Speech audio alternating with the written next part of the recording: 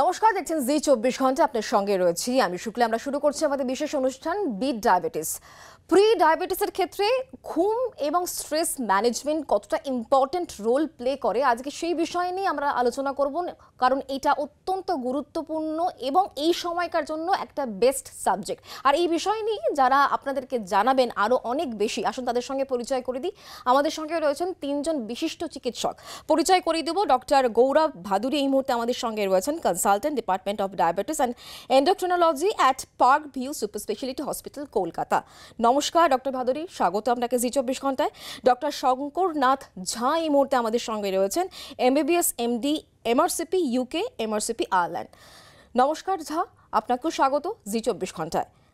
এবার পরিচয় করিয়ে দেবো, ডক্টর তীর্থঙ্কর চৌধুরী আমাদের সঙ্গে রয়েছেন, associate professor and senior consultant, diabetes and endocrinology, Apollo multi speciality hospital, Kolkata. নমস্কার ডক্টর চৌধুরী, আপনাকেও স্বাগত জি 24 ঘন্টায়। আমি প্রথমে ডক্টর ভাদুরী আপনার কাছে আসবো। এই যে আমরা বললাম যে প্রি ডায়াবেটিস, এটা অ্যাকচুয়ালি কি, এবং এখনকার যারা যুব সমাজ তাদেরকে এই জায়গা থেকে কতটা সতর্ক থাকতে হবে, মানে প্রি ডায়াবেটিস সম্পর্কে তাদেরকে জানতে হবে কেন? প্রি ডায়াবেটিস হচ্ছে এমন একটা অবস্থান যেখানে সুগার নর্মালের থেকে বেশি, কিন্তু ডায়াবেটিস থ্রেশহোল্ড রিচ করেনি এখনো। তো এই মাঝখানের জায়গাটাকে আমরা প্রি ডায়াবেটিস বলি। ফাস্টিং যদি 100 থেকে 125, ওরাল গ্লুকোজ টলারেন্স যদি 75 গ্রাম গ্লুকোজ দিয়ে করা হয়, সেটা 140 টু 199 অব্দি, আর HbA1c 5.7 টু 6.4 অব্দি। এর মধ্যে যে কোনো একটা ক্রাইটেরিয়া যদি ম্যাচ করে, তাহলে আমরা সেই পেশেন্টকে প্রি ডায়াবেটিস বলে থাকি। এখন এটা নিয়ে সচেতন হওয়ার প্রয়োজনীয়তা কেন? দেখা যাচ্ছে লাস্ট যে আইসিএমআর এর ইন্ডিয়া বি স্টাডি হয়েছে, সেখানে প্রায় 136 মিলিয়ন, মানে 13 কোটি 60 লক্ষ পেশেন্টের ইন্ডিয়াতে প্রি ডায়াবেটিস রয়েছে। এবং এই এজটা যেটা, সেই এজটাও কিন্তু খুব হায়ার সাইডে নয়, 43 ইয়ার্স এর কাছাকাছি হচ্ছে মিন এজ। তো ইন্ডিয়া হচ্ছে পৃথিবীর 1 নম্বর র্যাঙ্কড দেশ ইন এই terms of pre diabetes population. তার মানে প্রি ডায়াবেটিসে ভারতবর্ষ 1 নম্বর পজিশনে, সেটা আমাদের জন্য খুব ভালো জিনিস নয়। এই প্রি ডায়াবেটিস থেকে ভবিষ্যতে ডায়াবেটিস হওয়ার সম্ভাবনা কিন্তু তীব্র। প্রি ডায়াবেটিস স্টেজেতেও পেশেন্টের কিন্তু অ্যাথেরোস্ক্লেরোটিক কার্ডিওভাস্কুলার ডিজিজের রিস্ক কিন্তু খুব হাই, যেমন হার্ট অ্যাটাক, স্ট্রোক, এগুলোর রিস্ক কিন্তু নর্মাল পপুলেশনের থেকে বেশি। সেই জন্য এই প্রি ডায়াবেটিস, যদিও এরা এখনো ডায়াবেটিস হয়নি, কিন্তু এদের ব্লাড সুগার কিন্তু নর্মালও নয়। তো এই ক্ষেত্রে সচেতনতা কিন্তু আসার এই রাইট টাইম কিন্তু এখন এসে গেছে। ওকে, আচ্ছা, এবার আমি ডক্টর ঝা আপনার কাছ থেকে জানার চেষ্টা করব। আমরা ডায়াবেটিস সম্পর্কে বেশ কিছু জিনিস জানি, কিন্তু প্রি ডায়াবেটিসের কথা যখন উঠছে তখন নিশ্চয়ই বেসিক কিছু লক্ষণ রয়েছে যেগুলো দেখে বোঝা যাবে, সেগুলো কি কি? বেশিরভাগ ক্ষেত্রেই প্রি ডায়াবেটিসে কোনো সিমটম হয় না। এটাকে আমরা সাইলেন্ট কিলার হিসেবেও দেখতে পারি। আমরা বলি যে এই প্রি ডায়াবেটিস যেহেতু প্রচুর মানুষের আছে, প্রায় ভারতবর্ষে 15 জনের মধ্যে একজনের আছে, সবাইকে একবার করে টেস্ট করে নিতে। কিছু ক্ষেত্রে একটু সিমটম দেখা গেলেও দেখা যেতে পারে, যেমন আমরা বলি হাই সুগারের পলিউরিয়া, পলিডিপসিয়া, পলিফেজিয়া, মানে বেশি খিদে পাওয়া, বেশি পেচ্ছাপ পাওয়া, বেশি তেষ্টা পাওয়া। এগুলো কিন্তু খুব কম মানুষের হয়। কাজেই আমরা বলবো যে সবাই সচেতন হয়ে, এখন একটা প্রোগ্রামও এসছে কেন্দ্রীয় সরকারের, non communicable disease prevention programme, যেখানে সব জায়গাতেই সুগার টেস্ট করা হচ্ছে সব মানুষের, বিশেষ করে যাদের ফ্যামিলি হিস্ট্রি আছে। আমরা যেহেতু এশিয়ান, আমাদের ডায়াবেটিস হওয়ার সম্ভাবনা প্রবল, আমাদের সেই জিন বহন করি। এবং যারা একটু মোটাসোটা, যাদের স্থূলকায়, আমরা বলি ডায়াবেটিসিটি, প্লাস যাদের বয়স একটু ওপরের দিকে, যাদের আগে কোনো অসুখ হয়েছে বা হসপিটালাইজ হয়েছেন, বারে বারে কোনো রোগ সারছে না, বা যাদের পলিসিস্টিক ওভারি ডিজিজ আছে, কিছু রিস্ক ফ্যাক্টর আছে যেটাকে কন্ট্রোল করা যায়, যেটাকে, যেমন খাওয়া দাওয়া। আগেকার দিনে আমরা খেতাম কম, হাঁটতাম বেশি, এখন আমরা খাই বেশি, হাঁটি কম। সেই জিনিসগুলোকে খেয়াল রাখতে হবে। বেশ, আচ্ছা ডক্টর চৌধুরী, আপনার কাছ থেকে যেটা জানবো যে প্রি ডায়াবেটিক থেকে কেউ যাতে ডায়াবেটিক না হয়ে যান, তার জন্য নিশ্চয়ই কিছু লাইফস্টাইল মডিফিকেশন করতে হয়। তো লাইফস্টাইল মডিফিকেশনটা কতটা জরুরি এক্ষেত্রে, কি বলবেন আপনি? প্রথম কথা হচ্ছে আমরা কি খাচ্ছি ও কতটা খাচ্ছি, মানে আমাদের ক্যালোরি লোড কতটা, গ্লাইসেমিক ইন্ডেক্স, মানে কি ধরনের খাবার খাচ্ছি এটাকে ঠিক করতে হয়। তার মধ্যে খাবারের ব্যালেন্স আছে কিনা। এক্সারসাইজ আর একটা ইম্পর্টেন্ট অ্যাসপেক্ট, ফিজিক্যাল অ্যাক্টিভিটি, যেটা আমাদের করা উচিত, কেননা ক্যালোরি বার্ন করা দরকার। স্ট্রেসটাকে একটু কমানো উচিত। Diet, physical activity, behavioural tendency, আমরা জানি যে এটা খুব ইম্পর্ট্যান্ট অ্যাসপেক্ট, যে যাতে প্রি ডায়াবেটিসে না চেঞ্জ হয়, তার জন্য যেটা আপনি হাইলাইট করলেন লাইফস্টাইল, এটা কিন্তু খুবই important. In a summary, diet, exercise, obesity management, relaxation techniques, a good sleep can prevent আপনার প্রি ডায়াবেটিস থেকে ডায়াবেটিসে যাওয়ার চান্স অনেক কমিয়ে দেয়, বা এমনকি রিভার্ট ব্যাকও করতে পারে। ডক্টর ভাদুরী, তাহলে যেহেতু স্ট্রেসের প্রসঙ্গ চলে এলো, এই লাইফস্টাইল মডিফিকেশনের কথা বলা হচ্ছে, তাহলে এই যে স্ট্রেস বা কম ঘুম, এটা প্রি ডায়াবেটিকের জন্য কতটা প্রভাব ফেলছে এবং এটাকে কিভাবে ম্যানেজ করা যাবে? যদি ঘুম ঠিক করে না হয় বা স্ট্রেস যদি কন্টিনিউয়াস একটা পেশেন্ট স্ট্রেসের মধ্যে থাকে, তাহলে কিন্তু তার প্রভাব কিন্তু ভালো নয় প্রি ডায়াবেটিসের জন্য, এবং সেক্ষেত্রে প্রি ডায়াবেটিস থেকে ডায়াবেটিসে কনভার্সনের রিস্ক কিন্তু কম্প্যারেটিভলি অনেক হাই হয়ে যায়। কেন হয় যদি আমরা বুঝতে চাই, তাহলে আমরা দেখতে পারি যে এপিনেফ্রিন এবং গ্লুকাগন বলে কিছু হরমোনস আছে বডিতে, যারা কিন্তু এই স্লিপ, যদি আমাদের ঘুমের যদি ডিপ্রাইভেশন হয় বা আমাদের যদি স্ট্রেস লেভেল খুব হাই থাকে, তাহলে এদের মাত্রা বডিতে বাড়তে পারে এবং সেই ক্ষেত্রে লিভার থেকে এক্সট্রা গ্লুকোজ বডিতে পৌঁছে দেওয়ার কাজটা এরা করে। এবং অনেক সময় আমরা দেখি যে কর্টিসল বা গ্রোথ হরমোন, এই ধরনের হরমোনস বডিতে বেড়ে যায় এই সিচুয়েশন যদি একটা পেশেন্ট স্ট্রেসে থাকে বা ঘুম না হয়। তখন সেই ক্ষেত্রে ইনসুলিনের যে নর্মাল কাজটা, সেই নর্মাল কাজটাকে কিন্তু আটকে দেবে এই কাউন্টার রেগুলেটরি হরমোন, যেমন কর্টিসল বা গ্রোথ হরমোন, এবং সেই ক্ষেত্রেও সুগারের মাত্রা বডিতে বাড়বে। শুধু তাই নয়, আমাদের যে ব্রেনেতে যে আমাদের হাঙ্গার সেন্টার বা অ্যাপেটাইট সেন্টার যেটাকে আমরা বলি, সেটা থাকে, এবং স্যাটাইটি সেন্টার থাকে, যেটা খাওয়ার এক্সেস আমরা না খাই সেটাকে প্রিভেন্ট করে, এবং এই দুটোর মাঝখানে একটা ব্যালেন্স থাকে।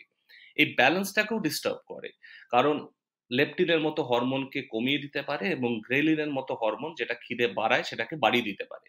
তো শুধুমাত্র সুগার বাড়া নয়, এই দুটো সমস্যা থেকে ওয়েট বাড়ার সম্ভাবনাও কিন্তু বেড়ে যায়।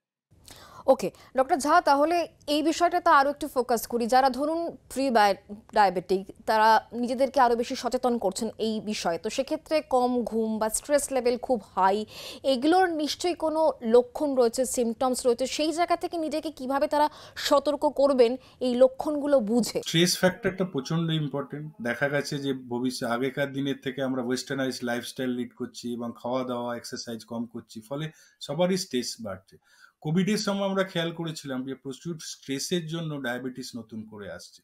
তো এই স্ট্রেস আমরা খুব সহজেই বোঝা যায়, আমার ভালো লাগছে না, খিটখিটে ভাব, ঘুম হচ্ছে না, অনিদ্রা, এই জিনিসগুলো যদি থাকে, তাহলে আমাদের নিশ্চয়ই সজাগ হতে হবে এবং আমাদের মনে রাখতে হবে যে আমরা যদি ঠিকঠাক লাইফ না লিড করি, লাইফস্টাইল হচ্ছে খুব ইম্পর্টেন্ট ফ্যাক্টর। আমরা বলি lifestyle management is the most important step for management of pre diabetes and diabetes. So লাইফস্টাইলের মধ্যে একটা অন্যতম পার্ট হচ্ছে স্ট্রেস অ্যান্ড অ্যাডিকশন প্রতিরোধ। স্ট্রেসের ফলে অ্যাডিকশন বাড়ে এবং তামাকজাত দ্রব্য, অ্যালকোহল এগুলোও বাড়ে। কাজেই স্ট্রেসকে যদি আমরা কন্ট্রোলে রাখতে পারি, তাহলেই কিন্তু আমাদের এই জিনিসগুলো, এই ধরনের অসুখ, এর সাথে অন্যান্য নন কমিউনিকেবল ডিজিজ যেমন উচ্চ রক্তচাপ, হার্টের ডিজিজ, সেগুলোও হতে পারে। তাহলে ডক্টর চৌধুরী, আপনার কাছ থেকে জানবো, এই যে আমরা বারবার করে বলছি যে স্ট্রেস লেভেলটা ঠিক জায়গায় রাখতে হবে, ঠিক পরিমাণে ঘুমোতে হবে, তো এই যে ঠিক রাখা স্ট্রেস লেভেল বা ঘুম ঠিক করা, এইগুলো কিভাবে করবে? এইগুলো তো একটা টেকনিক।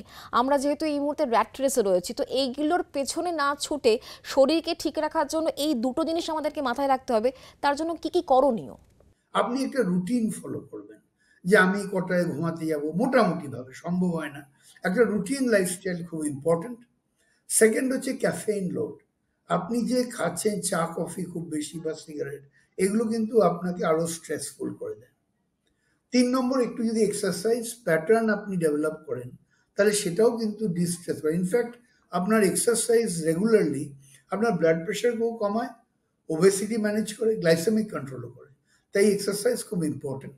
আর একটা হচ্ছে যোগা, আপনি যদি মেডিটেশন করেন, এটা খুব ইন্টারেস্টিং ডেটা, যে দেখা গেছে যদি আপনি হাফ অ্যান আওয়ার মেডিটেশন করেন, তাহলে 6 মাসের মধ্যে আপনার এমআরআই ব্রেইনে চেঞ্জেস আসে, আপনার protein present in the CSF, আমাদের সেরিব্রোস্পাইনাল ফ্লুইডে, তার মধ্যে পর্যন্ত চেঞ্জ আসতে পারে। তার জন্য এগুলো কিন্তু আমাদের যে পুরনো যে পদ্ধতি, এগুলো খুবই ইম্পর্টেন্ট। এগুলো এত ইম্পর্টেন্স কেন আজকালকার যুগে? আমাদের শরীর হচ্ছে তৈরি ফাইট অর ফ্লাইট, মানে একটা এমার্জেন্সির জন্য। বডিতে কিছু হরমোন বেরোয়, আপনি হয় তাকে যুদ্ধ করছেন নয় পালাচ্ছেন। কিন্তু আমাদের যুগে কিন্তু না ফাইট হচ্ছে না ফ্লাইট হচ্ছে, we are in a state of semi emergency. সবসময় একটা চাপের মধ্যে রয়েছেন, তাতে একটু ব্লাড প্রেশার বেড়ে যাচ্ছে, একটু পালস বেড়ে যাচ্ছে, একটু বেশি ফিউল মানে গ্লুকোজ বডিকে অ্যাভেলেবল করছে। এটাকে বলি আমরা স্টেট অফ সেমি এমার্জেন্সি, যেটা কিনা আমাদের শরীরের পক্ষে ভালো নয় বা খুবই ক্ষতিকারক। তাহলে ডক্টর ভাদুরী, ডক্টর চৌধুরী যেমন অনেকটাই বললেন, তো সেক্ষেত্রে আপনার কাছে আরো একটু ফোকাসড ওয়েতে জানবো, কোনো স্ট্রেস ম্যানেজমেন্ট, কোনো টেকনিক্স কি রয়েছে যার ফলে যারা এই প্রি ডায়াবেটিক স্টেজে রয়েছেন, হাইলি স্ট্রেস, তাদেরকে স্ট্রেস কমাতে সাহায্য করবে? হ্যান্ডলিং টেকনিক্স অফ দ্য স্ট্রেসের ক্ষেত্রে খুব ইম্পর্টেন্ট যে কিছুটা সময় প্রত্যেকদিন বার করে নেওয়া নিজের কিছু ভালো লাগার জিনিস করতে। যেমন যে হবি, যে ভালোবাসে, যেটা হোক, সেটা আঁকা হতে পারে, সেটা গান গাওয়া হতে পারে, সেটা নাচ হতে পারে, সেটা নেচারে গিয়ে ফটো তোলা হতে পারে। এই ধরনের অ্যাক্টিভিটিস এর মধ্যে যেটাতে মানুষ নিজে থেকে ভালোবাসে, খুশি থাকে, সেইটা কিন্তু খুব ইম্পর্টেন্ট। এছাড়া ধরুন মাইন্ডফুলনেস, মেডিটেশন বা যোগা, এই ধরনের অ্যাক্টিভিটিও কিন্তু দেখা যায়, বা প্রাণায়াম, এগুলো কিন্তু খুব হেল্প করে অনেক সময় মাইন্ডকে কাম করতে এবং স্ট্রেসকে কন্ট্রোল করতে। এবং এটাও দেখা গেছে যে 30 minutes of physical activity also, যেরকম ধরুন এক্সারসাইজ করা, হাঁটা, এটাও কিন্তু স্ট্রেস কন্ট্রোল করতে হেল্প করে। মনে রাখতে হবে একটা ডিসেন্ট স্লিপ 7 to 9 আওয়ার্স আমাদের পেশেন্টের নেওয়া উচিত, এবং এটাও স্ট্রেস লেভেলকে কম করতে হেল্প করে। তো এই ধরনের কিছু কিছু বেসিক যদি ইন্টারভেনশনস করা যায় লাইফস্টাইলে, তাহলে কিন্তু স্ট্রেসকে কিছুটা বেটার হ্যান্ডেল করা যেতে পারে। আচ্ছা, ডক্টর ঝা, তাহলে আপনার কাছ থেকে এটা জানি যে যখন বলা হচ্ছে স্ট্রেস কমাতে হবে এবং পর্যাপ্ত ঘুমটা খুব দরকার, তো প্রি ডায়াবেটিস হওয়া থেকে বাঁচাতে এই কোয়ালিটি ঘুম কতটা জরুরি এক্ষেত্রে? ঘুমোই আমরা সবাই, কিন্তু আমাদের মনে রাখতে হবে যে বায়োলজিক্যাল ক্লক আছে আমাদের শরীরে। আমাদের শরীরে একটা নির্দিষ্ট সময়ে ওঠা, নির্দিষ্ট সময়ে শোয়া, তার একটা গুরুত্ব আছে। ফলে শরীরের বিভিন্ন অঙ্গ প্রত্যঙ্গ, হরমোন, যেগুলো নিয়ে আমরা কথা বলছি, যার জন্য ডায়াবেটিস বাড়ে কমে, ইনসুলিন, গ্লুকাগন, কর্টিজল, এগুলোর একটা নিশ্চয়ই বিরাট রোল আছে। সেজন্য আমরা বলবো restful sleep, quality of sleep, এবং ঘুম আসতে দেরি হওয়া, ঘুমের মধ্যে ঘুমে ব্যাঘাত ঘটা, এগুলোকে কন্ট্রোল করতে গেলে কিন্তু আমাদের সেই লাইফস্টাইল মডিফিকেশনই মেনটেন করতে হবে। নির্দিষ্ট সময়ে ঘুম, early to bed, early to rise. এখন কারোরই প্রায় হয় না লেট নাইট করা, কিন্তু যতটা সম্ভব করা নির্দিষ্ট সময় মেনটেন করে, তাহলে কিন্তু আমাদের এই যে কোয়ালিটি অফ স্লিপ ইমপ্রুভ করবে, আমাদের শরীর ভালো থাকবে, শরীরের হরমোনগুলো ভালো থাকবে, এবং লাইফস্টাইল চেঞ্জের মাধ্যমে আমরা ডায়াবেটিস, হাই ব্লাড প্রেশার, উচ্চ রক্তচাপ, হার্ট ডিজিজ, এগুলোকেও বাঁচাতে পারবো। ওকে, তাহলে ডক্টর চৌধুরী, যখন বারবার করে আমরা বলছি যে ঘুমটা ঠিক করে দরকার, মানে অনিদ্রা হলে চলবে না এবং স্ট্রেস লেভেল কমাতে হবে, এই দুটো থাকার জন্য আমাদের যেগুলো আরও দরকার, যেমন হেলদি খাবার খেতে হবে, রেগুলার এক্সারসাইজের কথা আপনারা প্রায় প্রত্যেকেই বলছেন, তো এই স্ট্রেস লেভেল এবং অনিদ্রার কারণে এইগুলো কি কোথাও হ্যাম্পার করছে? কোনোটাই অ্যান্টাই না। আপনাকে এমন না যে আপনি ভালো ঘুমালে এবং রেস্ট নিলে আপনি ডায়েট কন্ট্রোল ছেড়ে দেবেন। আপনার ডায়েট কন্ট্রোল, এক্সারসাইজ তার কাজ অবশ্যই করবে, কিন্তু ঘুমের খুব ইম্পর্ট্যান্ট অ্যাসপেক্ট রেস্টের। কেননা আমরা জানি যে আমাদের স্ট্রেসফুল লাইফ, অনিদ্রা আমাদের ভেতরে হরমোনাল লেভেলে চেঞ্জেস আনে। Diet control, lifestyle management, exercise, ওগুলো হেল্প করে, ইনফ্যাক্ট স্ট্রেস কমাতেও হেল্প করে। কিন্তু sleep is a very important aspect আমাদের বেনিফিটের জন্য, শারীরিক, সেটা শুধু ব্লাড সুগার না, আপনার হাইপার টেনশন, কার্ডিওভাস্কুলার হেলথ, সব দিক দিয়েই। তার জন্য আমার মনে হয় যে আমাদের সকলেরই চেষ্টা করা উচিত যাতে আমাদের একটা রেস্ট পিরিয়ড হয় কমফোর্টেবল, আর সেটা নিশ্চয়ই আপনাকে হেল্প করবে। এবং ওটা যদি না করেন তাহলে অবশ্য বেনিফিট অফ ডায়েট লাইফস্টাইলটা কিছুটা হ্যাম্পার হবে। ডক্টর ভাদুরী, তাহলে যারা প্রি ডায়াবেটিক স্টেজেই পৌঁছতে চান না, যারা একেবারে ফিট অ্যান্ড ফাইন থাকতে চান, তাহলে তাদের ক্ষেত্রে কি আপনি বলবেন যে regular exercise is must? Irrespective যে সে প্রি ডায়াবেটিক, ডায়াবেটিক, তার সুগার নর্মাল, সবার এক্সারসাইজ করা উচিত। এখন প্রি ডায়াবেটিস পপুলেশনে এক্সারসাইজ আর ডায়েট আর এই ম্যানেজমেন্ট গুলো করলে আমাদের যেমন হাই রিস্ক থাকে এই পেশেন্টদেরকে ডায়াবেটিস হয়ে যাওয়ার ভবিষ্যতে, আবার যদি ঠিকমতো করে ইন্টারভিন করা যায়, লাইফস্টাইল চেঞ্জ করা যায়, তাহলে কিন্তু এরা নরমালে আসারও সম্ভাবনা খুব তীব্র। তো সেই জায়গাটা আমাদের কিন্তু এক্সারসাইজের একটা খুব গুরুত্বপূর্ণ রোল আছে। এবং এক্সারসাইজ আমাদের বডির যে লিন মাস, সেই লিন মাসটাকে কিন্তু মেনটেন করতে হেল্প করে। তো এই জায়গাটা আমাদের মাথায় রাখতে হবে, এবং কার্ডিওভাস্কুলার হেলথের জন্য এই এক্সারসাইজ কিন্তু খুব ইম্পর্টেন্ট। আমাদের যেটা কমন অ্যাডভাইস আমরা দিই যে 150 মিনিটের বেশি অ্যাটলিস্ট প্রতি সপ্তাহে এক্সারসাইজ করা, এবং সেটা মডারেট ইন্টেন্সিটি। এবং সেই এক্সারসাইজটা হতে পারে এরোবিক, যেটা খুব ইজি করা, যেমন ধরুন ব্রিস্ক ওয়াকিং, জগিং, সাইকেল চালানো, সাঁতার কাটা, বা ইভেন ডান্স, নাচ করা। এগুলো আমরা কিন্তু ইনকর্পোরেট করতে পারি। এছাড়া আমরা ফ্লেক্সিবিলিটির জন্য অনেক সময় রেকমেন্ড করি যে একটু যোগা করা বা একটু স্ট্রেচিং করা, এটাতে মাসেলের যে ফ্লেক্সিবিলিটি সেইটা মেনটেন হয়। আরেকটা অংশ যেটা আমরা সবসময় মেনটেন করতে বলি, সেটা হচ্ছে স্ট্রেংথ ট্রেনিং। এক্সারসাইজ রেজিমে স্ট্রেংথ ট্রেনিং কিন্তু অল্প বিস্তর সবার করা উচিত। এবার এর জন্য খুব বেশি যে ওয়েট লিফট করার প্রয়োজন আছে তা নয়, খুব অল্প ওয়েট নিয়েও এটা করা যায়। ওয়েট ছাড়াও করা যায়, নিজের বডি ওয়েটকে রেজিস্ট্যান্স হিসেবে ব্যবহার করে, যেমন পুশ আপ, স্কোয়াট, এগুলো করলে কিন্তু সেখানেও রেজিস্ট্যান্স ট্রেনিং হয়। সুইমিং একটা খুবই ভালো এক্সারসাইজ, তার কারণ হচ্ছে এটাতে এরোবিক কম্পোনেন্টও আছে, আর এটাতে ওয়াটার কিন্তু রেজিস্ট্যান্স হিসেবে কাজ করে, সেজন্য ওয়াটার রেজিস্ট্যান্সের জন্য এটা স্ট্রেংথ ট্রেনিং এরও একটা কম্পোনেন্ট অ্যাড করে এই এক্সারসাইজে। তো এই ধরনের এক্সারসাইজ আমরা করতে পারি।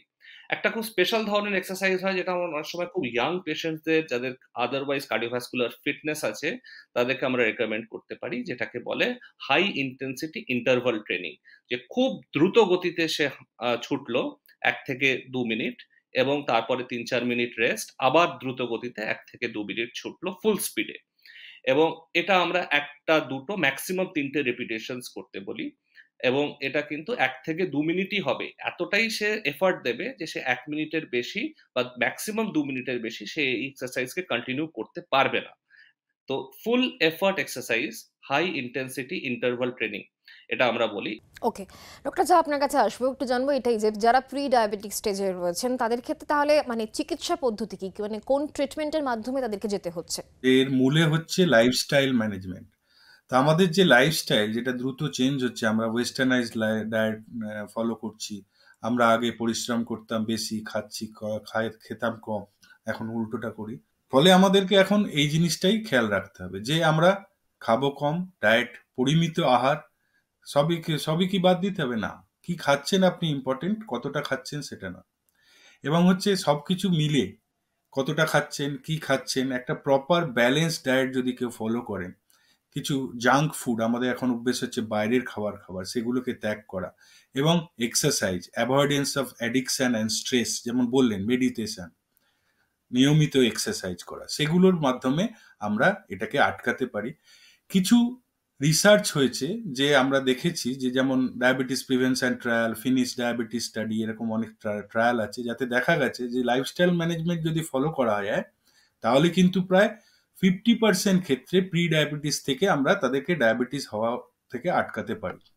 কাজে এটার গুরুত্ব এতটাই। এবং কিছু ওষুধ আছে, যেমন মেটফরমিন বলে একটা ওষুধ আছে, যেটা সুগারের রোগীদের আমরা দিই। এটা প্রি ডায়াবেটিসেও দেওয়া যায়, এটা ডায়াবেটিসে না থাকলেও দেওয়া যায়। কিছু ক্ষেত্রে আমরা পলিসিস্টিক ওভারিয়ান সিনড্রোম বলে একটা মেয়েদের অসুখ হয়, তাতে দিই। এই ওষুধটায় সুগার ফল করে না, কিন্তু এটা ইনসুলিন রেজিস্ট্যান্স কমায়।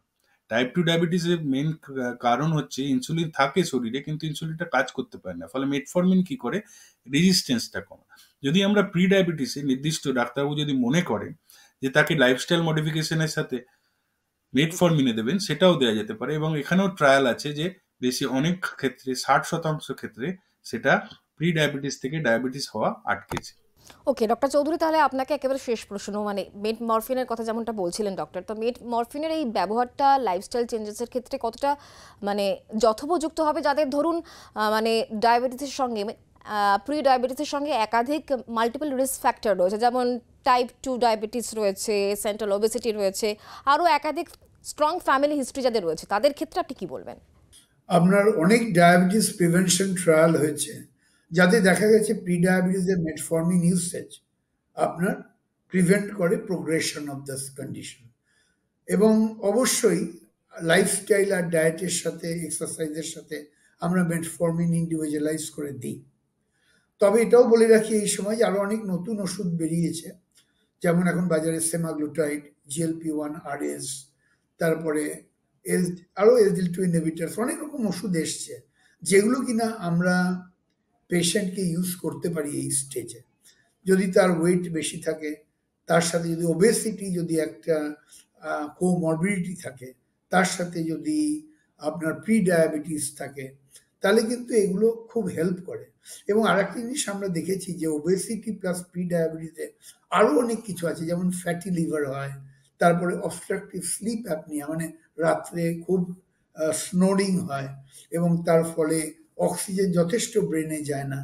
এবং এইসব সময় weight reduction, tackling insulin resistance metformin দিয়ে, নতুন যেসব ওষুধ এসছে সেমাগ্লুটাইড টাইপের, এইসব ওষুধ দিয়ে কিন্তু আমরা অবশ্যই পেশেন্টকে ইন্ডিভিজুয়ালাইজ করে চিকিৎসা করতে পারি। তবে কোনো ওষুধ শুরু করার আগে আমার সাজেশন যে অবশ্যই পেশেন্টরা যেন ডাক্তারবাবুর কনসালটেশন নেন এবং তার পক্ষে যেটা প্রযোজ্য সেটাই যেন ব্যবহার করেন। তবে সুগার নিয়ে ভালো থাকা সম্ভব এবং সুগার নিয়ে সব কিছুই করা যায়। এটা নিয়ে সাইকোলজিক্যাল অ্যাসপেক্ট যেটা আছে, যে অনেক পেশেন্টই খুব উদ্বিগ্ন থাকেন, এটাও কিন্তু খুব important part of the treatment.